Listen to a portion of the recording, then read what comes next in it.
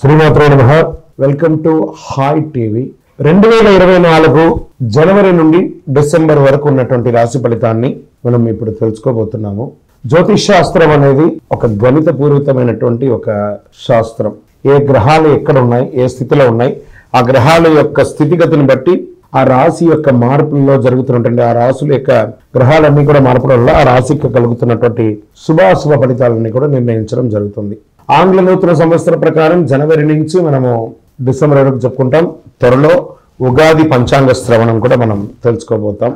ఈ సంవత్సరం ఏ రాశి వారికి బాగుంది, ఏ రాశి వారికి ఎలా ఇబ్బందిగా ఏమైనా ఉన్నాయా అవన్నీ తెలుసుకోవడం కంటే కూడా నా రాశి ఈసారి చాలా బాగుంటుంది అని చెప్పి నూతన సంవత్సరం రోజు ఒక సంకల్పం తీసుకోండి. గోచార గ్రహస్థితిని దృష్టిలో పెట్టుకొని చెప్పడం జరుగుతుందండి. ఇది మీ యొక్క వ్యక్తిగత జాతకానికి సుమారుగా ఒక 30 నుంచి 40% మాత్రమే నేను చెప్పేది మీకు వర్తిస్తుంది. బాగా గుర్తించాలి. జాతకం, జ్యోతిష్యం పడుతున్న వర్షానికి ఒక గొడుగే గాని జాతకం జీవితం కాదు.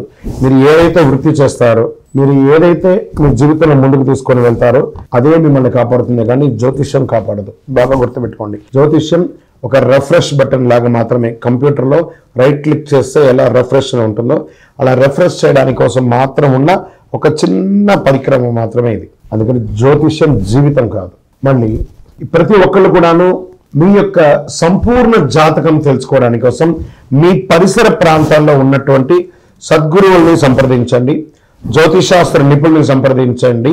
వారిని గౌరవిస్తూ వారి ద్వారా తెలుసుకోండి. లేదా మా ఛానల్ ద్వారా మీరు తెలుసుకోవాలి అని అనుకుంటే ఈ కింద ఉన్నటువంటి మా నంబర్కి వాట్సప్ మాత్రమే చేయాలి. బాగా చెప్తున్నాను, కాల్ చేస్తే లేపమండి.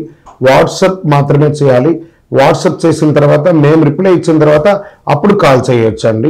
మేము రిప్లై ఇవ్వకుండా మీరు కాల్ చేస్తే కాల్ లేపబడదు.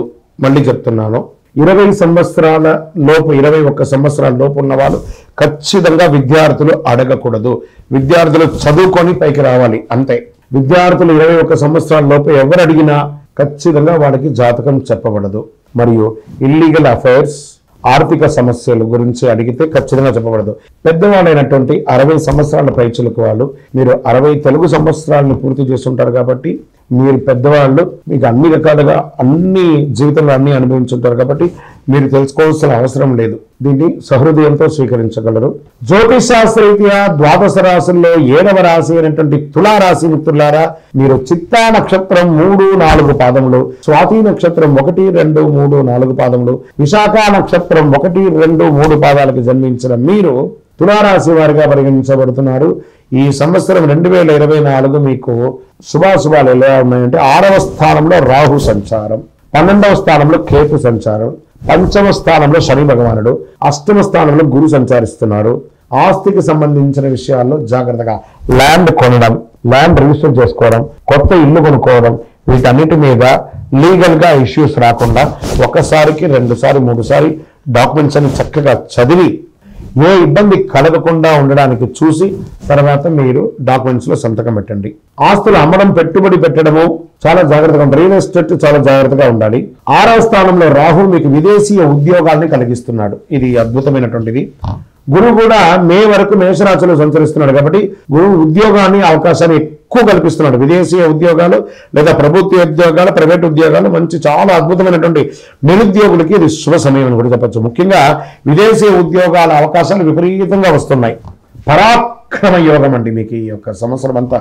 5వ శని ఆలోచనలు స్థానం కాబట్టి నిర్ణయాల విషయంలో చాలా ఆచితూచి ఆలోచనగా అయినా కూడా పర్లేదు, నిర్ణయం తీసుకొని చేయండి. లేదా కొంత వ్యతిరేకత పొందే అవకాశాలు ఉన్నాయి. పాత స్నేహితుల వల్ల కొంత ఇబ్బంది కలిగే అవకాశాలు ఉన్నాయి. షేర్ మార్కెట్ విషయంలో చాలా జాగ్రత్త ఈ సంవత్సరం. రాజకీయ నాయకులకి గడ్డు కాలమే. సంతానానికి సంబంధించి సమస్య ఇబ్బందిగా ఉన్నా అనుకూలంగా మే తర్వాత వస్తుంది.